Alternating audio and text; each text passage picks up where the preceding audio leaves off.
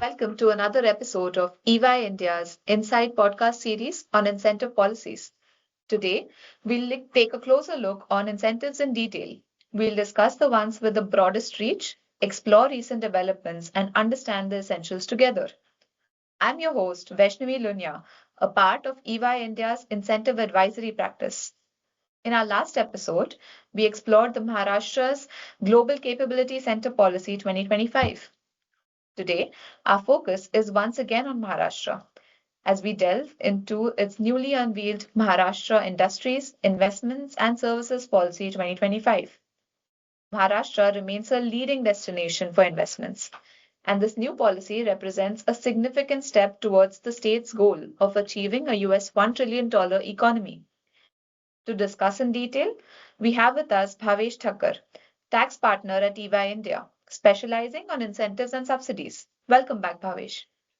Thank you, Vaishnavi. It's wonderful to be back on the podcast with you. Bhavesh, before jumping into the specifics, I was curious to understand the buzz around this policy and why is the release of this policy significant?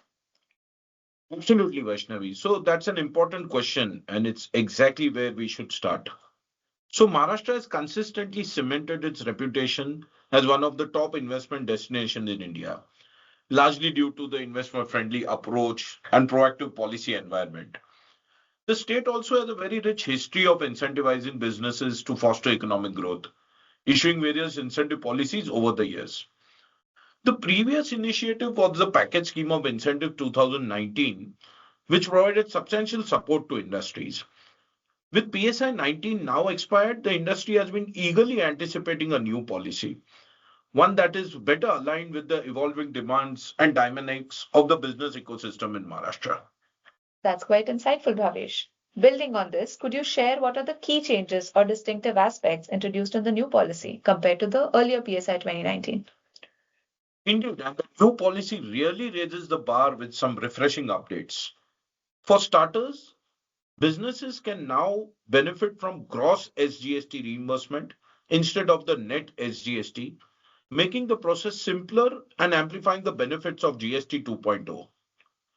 What's truly exciting is that for the first time, MSMEs and large scale industries can access capital subsidy and production link incentives, making support way more inclusive and designed for a wider range of sectors. It doesn't stop here. The comparatively developed zones, which the state classifies as Zone A and B, were previously excluded from the Maharashtra's key incentive policies for a long time. These are now eligible for incentives, a major shift that opens up fresh possibilities across the state. Plus, a dedicated incentive for the priority service sector have been rolled out, finally recognizing just how crucial these services are for the economic growth and Maharashtra's evolving business landscape. That's great. These are some of the much awaited changes sought by the investors. Moving ahead, could you take us through the structure of the policy? Yeah, sure. The policy is divided into three parts, if I want to say. The first one would be the eligibility and classification of the manufacturing units. Here, the units are classified into MSME, large, special large, mega, and ultra mega categories. These will be classified on the basis of achieving a minimum threshold of fixed capital investment or minimum employment. Second would be the fiscal incentive for manufacturing units. This includes the gross SGST based subsidy, electricity duty exemptions, capital subsidy for thrust sectors, EPF reimbursements, and many more. And the last part is the eligibility and incentive for service sector units. And here the units are classified solely on the basis of employment generated by the unit. Also, the classification remains the same for manufacturing units. The incentive provided of these units are the rental assistance, stamp duty exemption, electricity duty exemption, etc. So the policy zone-wide classification adapted from PSI 19 includes updates to account for the changing development needs. Okay, that means for a manufacturing unit, it's an either or condition, but for service units, it's just the employment condition, which seems fair. Also, the incentives you mentioned do look quite lucrative. Could you give us some more details of the incentive structure for manufacturing setups? So there's a good incentive structure here, Vaishnavi. As I mentioned before, The base subsidy for the manufacturing units is investment promotion subsidy, which is in the form of 100% gross SGST reimbursement, which will be capped at 30 to 100% of the fixed capital investment based upon your zone and classification.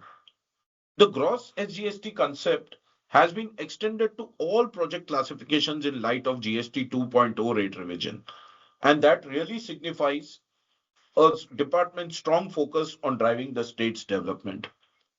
Also, a capital subsidy of 20% has been introduced, especially for thrust sectors, and it is capped at 25 crores. Along with these incentives, the policy continues the benefits of PSI 19, which are stamp duty and electricity duty exemption for specified projects. The policy also extends incremental benefits for MSME and large scale industries. These includes an interest subsidy of 5% and production link incentive of 1.5% for export oriented units, providing additional support to units seeking to scale operations and to expand into new markets. Oh, these incentives do sound lucrative and a positive development from the last policy. Bhavesh, I am sure our listeners would be keen to hear more about the incentives now being extended to a wider range of services. It seems that Maharashtra is broadening its approach to support more sectors within services. Could you give us an idea regarding the same? Definitely, this development represents a significant advancement in the service sector and is regarded as a positive initiative by the authorities. The policy offers a 50% rental subsidy to eligible units, with the subsidy ranging from INR 1 crore to 20 crore almost. Additional benefits for qualifying units include full exemptions from stamp duty and electricity duty, reimbursement of EPF contributions up to 10 crores, as well as reimbursement of research and development and innovation expenses, also capped at 10 crores. That's promising. It could help reduce costs and potentially make Maharashtra a more attractive destination for investments. While we're on the topic of benefits, businesses would also be keen to understand critical aspects that need to be kept in mind while analyzing the policy. Could you shed some light on that? It's a very pertinent question, and there are some key aspects to take a note of. The operative guidelines of the policy is underway, and once released, it will clarify certain aspects further. Maharashtra, like many states, prioritizes local employment, so businesses should understand labor conditions and assess their alignment. The policy identifies specific due dates and applications must be filed within these due dates to retain the full benefits. And I'll also say Maharashtra also has sector specific policies. So it's important to draw a comparison between this policy and the sectoral policy to derive the optimum benefits. Okay, thanks for breaking that down, Bhavesh. Those are some key takeaways. Do you have any final thoughts before we wrap up? So this policy represents an important step towards creating a more supportive environment for industries across manufacturing and services. By combining financial incentives with measures to improve ease of doing business, it signals a positive move for investment and growth in that state. One notable aspect of Maharashtra's policy is the approach to incentive calculation. Unlike many states that follow net SGST model, Maharashtra offers incentive on gross SGST, which means businesses could see higher potential benefits. This, along with the balanced approach where zone-wise benefits are tailored for different regions, is a welcome step. And Maharashtra, I would say, Vaishnavi has maintained a fairly consistent track record when it comes to incentive disbursement also. So, concluding on a positive note, we are expecting the release of 4 to 5 sector specific policies in the upcoming period in Maharashtra.